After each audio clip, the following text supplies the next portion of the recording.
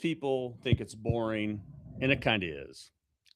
But mostly they think it's boring right up into the moment that the person they laughed at no longer has to ask permission to take a vacation. I remember those days. I also remember right up to the moment that that same boring investor doesn't panic when layoffs hit. And also right up to the moment that same person owns assets, why everybody else owns payments. Social media has convinced people to that wealth is supposed to look flashy. Fast cars, bottle service, private jets, luxury watches, and perfect Instagram photos. But real wealth is often incredibly boring. It takes a while. You have to wait for things to come fruition. And that's exactly why it works. Today I want to talk about why real estate is not sexy at all. It's not until you become financially free. So, it's a lot of patience, it's a lot of reading and knowledge and networking, but let me tell you. Well, regardless, welcome back, everybody. My name is Steve Under. I'm an investment property specialist, and I'm the creator of the Swan Method. Sleep well at night. And today, guess what we're going to talk about? Something that honestly changed my entire perspective on money, entrepreneurship, and financial freedom. Because somewhere along the line, somewhere, I don't know where, America became obsessed with looking rich instead of becoming free. We're the land of the free, home of the brave. And we want to be rich, but we don't want to be tied down to nothing. I don't know which is worse. So there's a massive difference between these two things. One is performance, the other is ownership. One is performing like a circus, and the other one is actual owning the circus, right? One creates stress, the other one creates options. Most people never realize the difference because before it's too late, before they realize they have wasted their life running on a hamster wheel. So, right now, we live in a culture that rewards appearance, and people want to look successful. They want to flash the $100 bills and have the fancy fake watches and so on and so forth. And they want to look so immediately.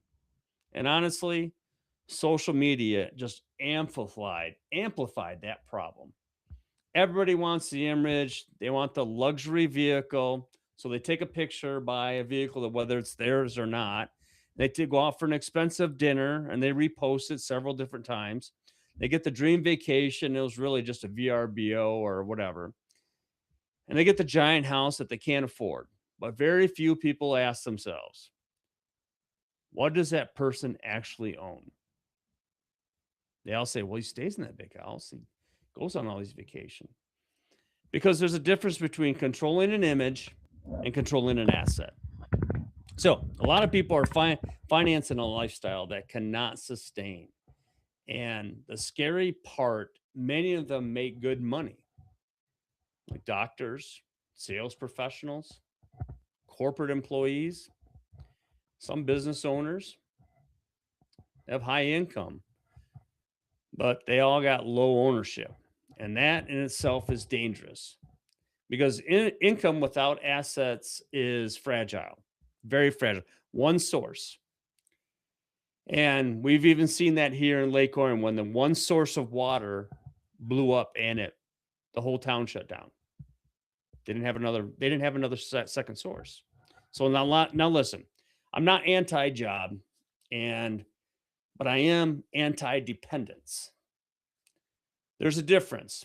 The problem is when somebody only has one source of income or one water source, and that means that they only have one move left. That's it, one move. And if that move disappears or fails to perform, financial panic sets in. And that's why layoffs destroy people emotionally because they relied on this one thing. They thought it was going to get them because they built their entire life around one income stream, one move. And that's why I talk about entrepreneurship and investing so much because ownership actually creates options. You don't have to live a big house on the hill. But if you have options to come and go as you please, that's way more than having a big house. So real estate investors don't just have one move, they have cash flow, appreciation, tax benefits, equity pay down. Most importantly, they have leverage. 5 different moves right there that can get them to have the ideology of freedom.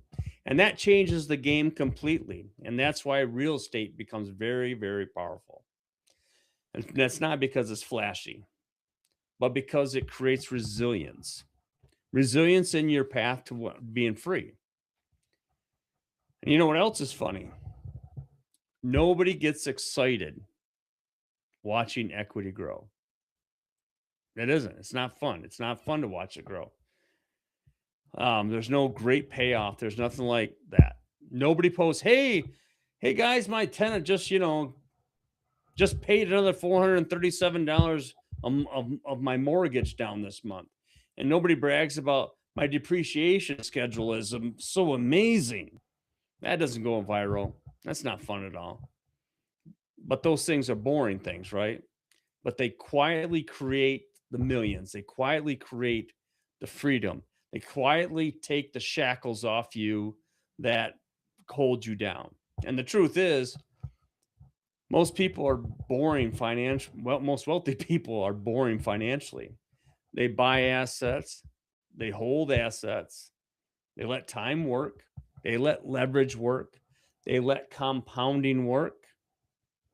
While everybody else is chasing attention and chasing the shiny object, they're building freedom quietly and slowly. That's why real estate feels slow in the beginning. And you got to be patient sometime and not buying anything for a while. It's not designed to impress people. It's not designed to free people. And that's a huge difference right there. Very big difference. Social media created an illusion that success should happen just like that. Just we're gonna get it. It's like winning the lotto. One day you're poor living in a substandard house, and the next day you're living up high on the hill. Everybody wants the overnight success. We all like the person that, in a few weeks they went from just an entrant to a champion. They come across the finish line. But like I said, real estate doesn't usually work that way. Real estate is more like farming than gambling. You plant, you protect your seeds, you protect your everything else. You improve, you wait, and eventually, if everything's going well, you get the harvest. But most people quit before they even get to the harvest. They start the plants, they kind of protect, and they give up because it's boring. It doesn't go fast enough for them. But fast in, fast out, fast gain, fast burn, right?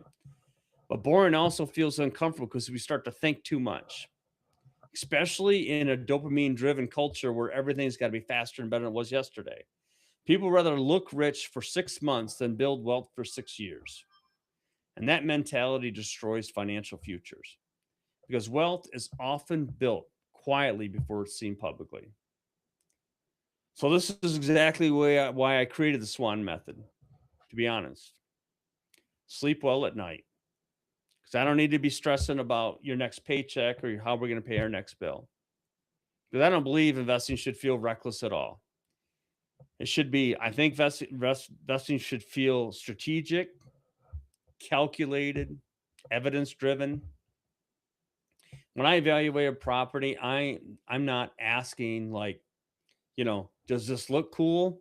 Is this a good spot? Is this the most eccentric house you ever seen? This would go great for a while. All I'm asking for is this going to cash flow? Is there equity? And what's the downside of the risk, if any?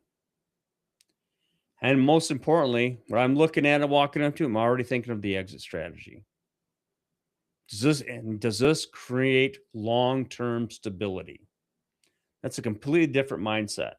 And honestly, that kind of mindset isn't sexy at all. It's just that long relationship that works.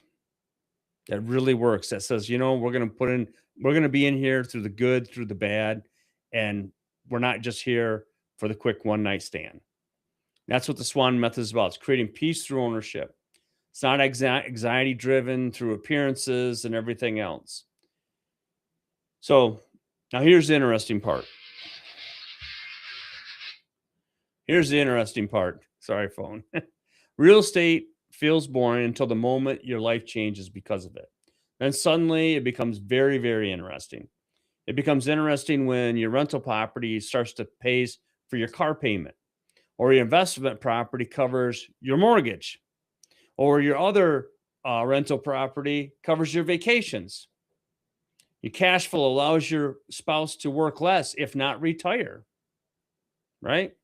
And you stop panicking over unexpected bills. You can finally breathe. You can finally relax. You can finally feel a be dreaded like, oh, the weekend's over. Oh my gosh, I got to go do this. That is when real estate becomes exciting. Freedom is exciting. Options are exciting. Control is exciting. And the ability to say, I don't have to stay in this situation, whatever situation you're in. I can leave. I can go. And that changes human being psychology right there. That changes your mindset. That is huge to a lot of people be able to do it, feel like they're not trapped there forever. And honestly, we're moving into a dangerous cultural direction. Everything is becoming more subscription based. Everything is becoming more like subscription entertainment. You know, you rent movies, you don't really buy them anymore. Subscription transportation, leases, right? Ubers. People are renting everything, but owning very little. And in this country, ownership matters. That's what we're allowed to do here. Our founding fathers wanted us to do that, and they wanted the government to move out of the way because they understood that ownership creates leverage, ownership creates control, ownership creates stability, ownership creates identity.